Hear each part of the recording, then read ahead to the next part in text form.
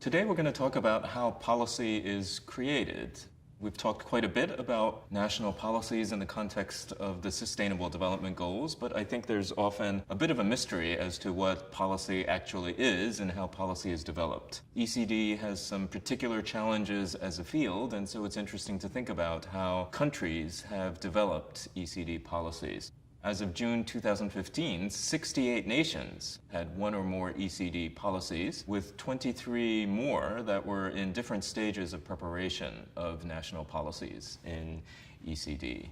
The earlier parts of this course have set up the need for ECD to be across sectors, to cut across health, education, social protection, nutrition, and child protection. So that makes ECD a bit challenging. And in the field, we often call for an integrated approach to policy that cuts across those areas. Now, why is that? We can go all the way back to the basic science of how children develop. Because child development is holistic, it includes perceptual, physical, mental, linguistic, emotional, and social growth. We have to ensure that children live in environments that are supportive of all those aspects of development. That their environments are healthy, well-nourished, safe, clean, and stimulating. It means that national policies have to build the coordination across different sectoral systems and build cost-effective programs that don't overwhelm health or education or protection systems and are culturally appropriate based on the range of cultural contexts in a particular country. How do we think about the development of policy? The most important principle is that it really needs to be inclusive. Because of the diversity of different areas of ECD, we're not just talking about a health policy. We're not just talking about a poverty reduction policy. We're often cutting across multiple areas. The process really does need to be inclusive. Emily Vargas Barón from the RISE Institute has done some of the leading thinking on what the phases are in her work with over 40 countries worldwide in helping them prepare national ECD policies. And first of all, there has to be coordination and agreement across different coalitions within a country. A political process needs to have built a level of commitment to even consider a national policy. But once that commitment exists, there are several phases that inclusive policy development includes. And the first one is understanding what the situation of early childhood development is in a country and building planning for that.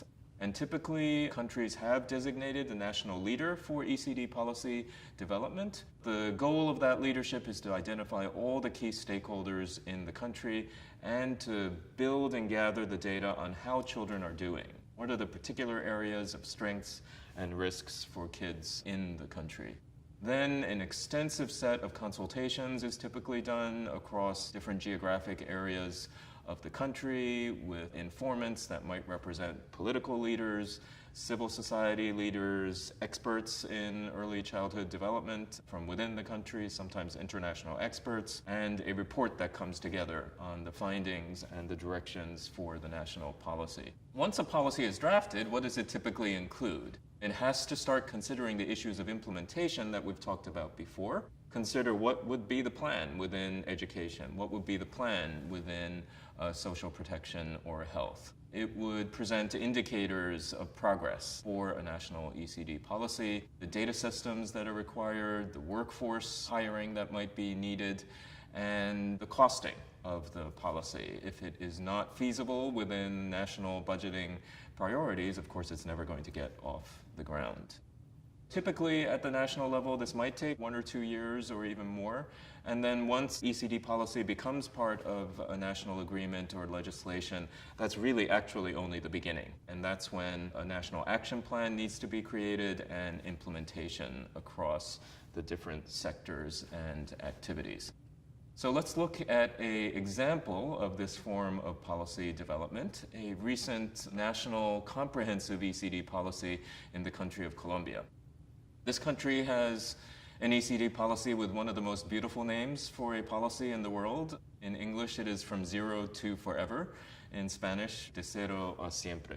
This policy was built through this very inclusive policy development process like what I just described, with consultations that involved tens of thousands of meetings in all the different areas of Colombia. It's a very diverse country. There's an Afro-Caribbean region. There are Andean mountainous regions, a variety of indigenous groups. There's an Amazonian tropical rainforest geographic area as well. Lots of political diversity, linguistic diversity. These meetings and consultations stretched across the entire country. They also did extensive consultation with international agencies and experts. And they built sectors into the policy across all of the different areas and ministries that are relevant in the country of Colombia.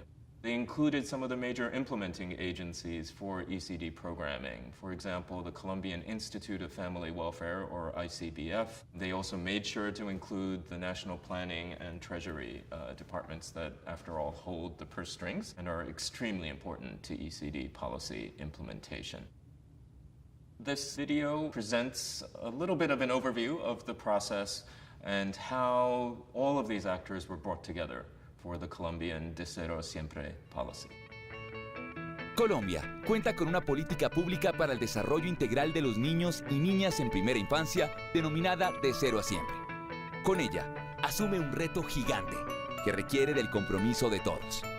El país entendió que no se trataba solamente de un tema relacionado con la prestación de servicios, sino de asegurar que cada uno de los entornos en donde están las niñas y los niños cuente con las condiciones que favorecen que ese desarrollo sea pleno, de acuerdo con la edad, el contexto y la condición de cada quien.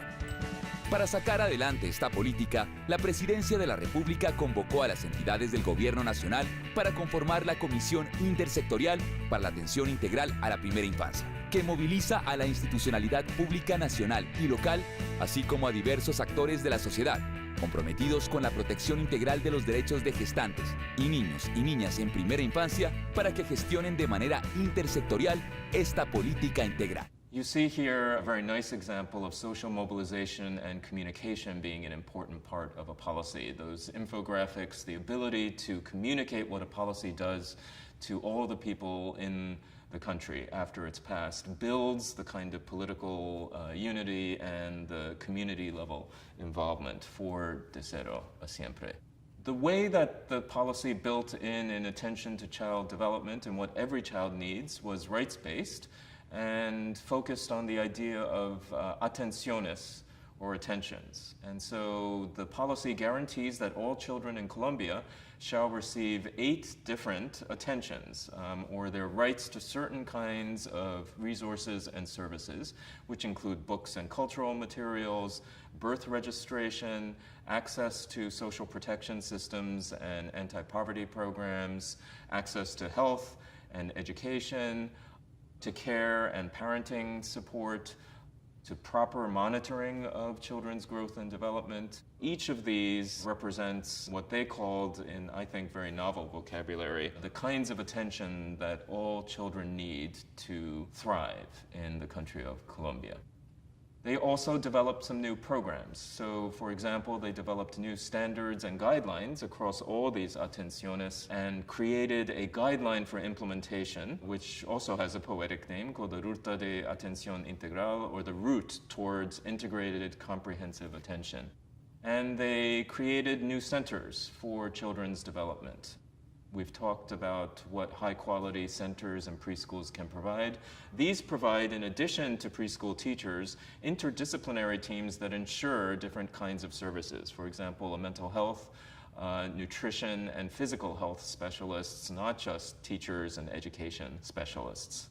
All the centers integrate culturally specific materials from the home languages of that area, and they ensure that families receive the kinds of conditional cash transfers and other social protection services that are part of Colombian national policy.